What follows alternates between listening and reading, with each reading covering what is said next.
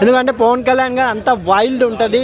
మోడీ గారు పవన్ కళ్యాణ్ ఇద్దరు కలిసి ఒక ఏమంటారు ఒక ప్లాన్ కన్నా గీసారంటే నిజంగా ఐక్యరాజ్య సమితి సపోర్ట్తో పాకిస్తాన్నే లేపేయచ్చని నా అభిప్రాయం. కళ్యాణ్ గారు 50 లక్షలు ఇచ్చారు కదా, అది చాలా బాగుంది. అందరికీ జనం అందరినీ బతికిచ్చాడు. పవర్ స్టార్ దేవుడయ్యా, పవన్ కళ్యాణ్ దేవుడైనా, పవన్ కళ్యాణ్ దేవుడైనా ఆయన అందరికీ. రోజా గారు గతంలో అన్నారు ఒక ఎండ నువ్వు రా, ఒక ఎండ నేను వస్తా అని. ఈ రోజు ప్రజలు కష్టాలలో ఉంటే ఏ ఎండ ఎవరు కూడా రావడం లేదు. ఈవెన్ అమరావతి పునర్ప్రారంభ విషయంలో కూడా ఏ ఒక్క వైఎస్ఆర్సీపీ నాయకులు కనిపించిన పరిస్థితి లేదు. అంటే ప్రజల అక్కడ అభివృద్ధి అనేది వాళ్ళకి ఇష్టం లేదు, రాష్ట్ర అభివృద్ధి అనేది ఇష్టం లేదని క్లియర్గా అర్థమవుతుంది. చేయడంపై ఎలా అనిపిస్తుంది? అది ఆయన వ్యక్తిత్వం, ఆయన మనస్సాక్షి అని మనం అనుకోవచ్చు.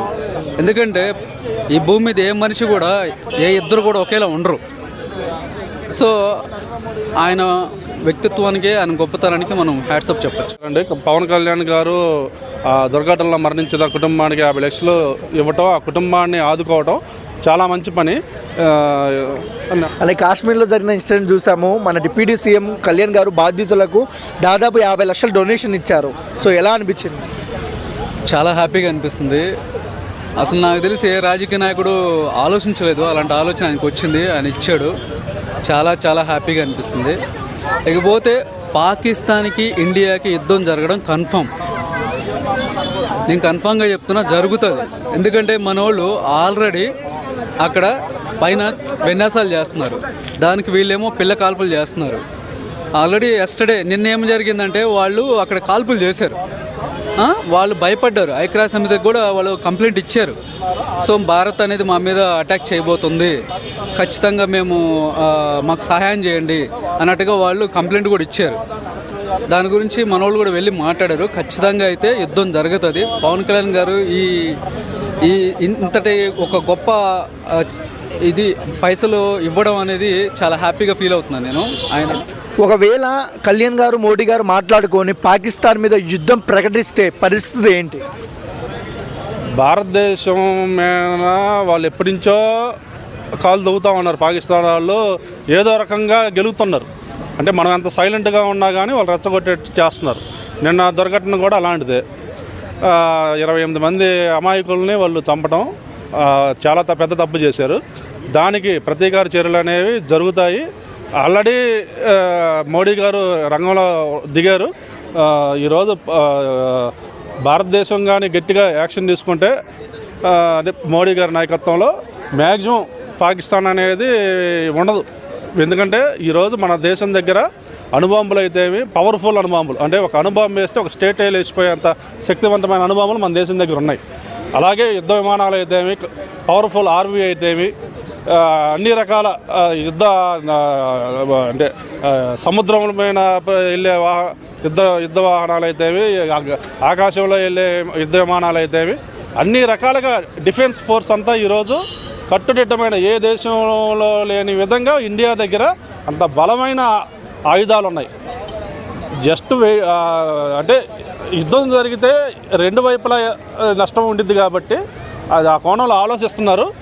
ఏదైనా కానీ నరేంద్ర మోడీ గారు ఒకసారి డెసిషన్ తీసుకుంటే పాకిస్తాన్ పని అయిపోయినట్టే.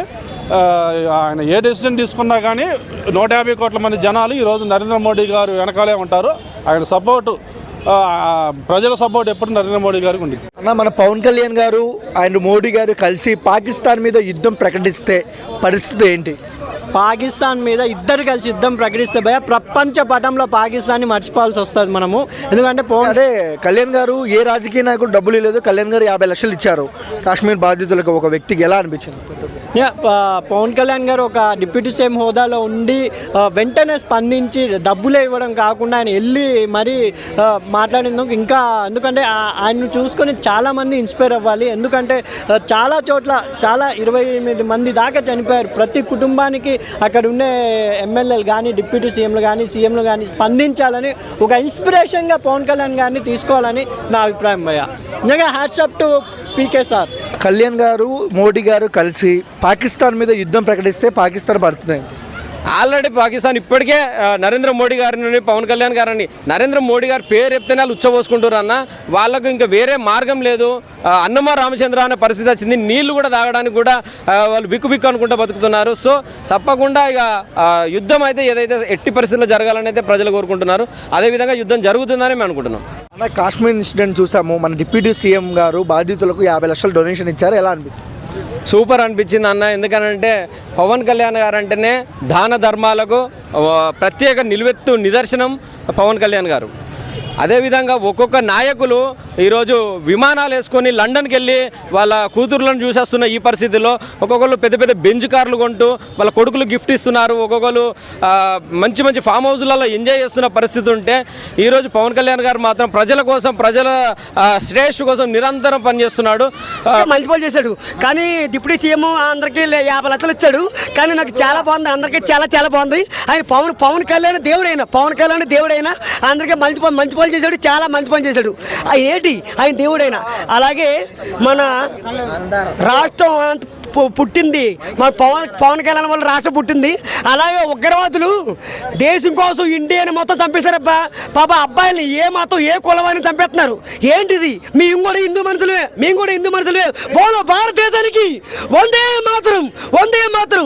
కొడకల్లారా ఉగ్రవాద కొడకల్లారా మీరు తరిమి కొట్టకపోతే నేను భారతదేశం పుట్టలేదు. భారతదేశంలో భారత మాత కొడుకునే కాదు. నేను బాంబు పెట్టలేకపోతే మీ ఎంతమంది చెప్పారో నువ్వు ఏ కులం అయితే ఏ మతం అయితే ఏం కావాలరా? నేను హిందూ మనుషులే. వస్తావా? అది ఒక్కసారి కమ్మటి నా మాట నేనేమన్నావు. బాంబు పెట్టలేకపోతే నేను ఎంతమంది చంపారో నువ్వు ఎంతమంది చంపావు? అసలు ఏ కులం ఏ మతం అయితే నీకేం కావాలరా? ఏ మతం అయితే ఏం కావాలా? మా పవర్ స్టార్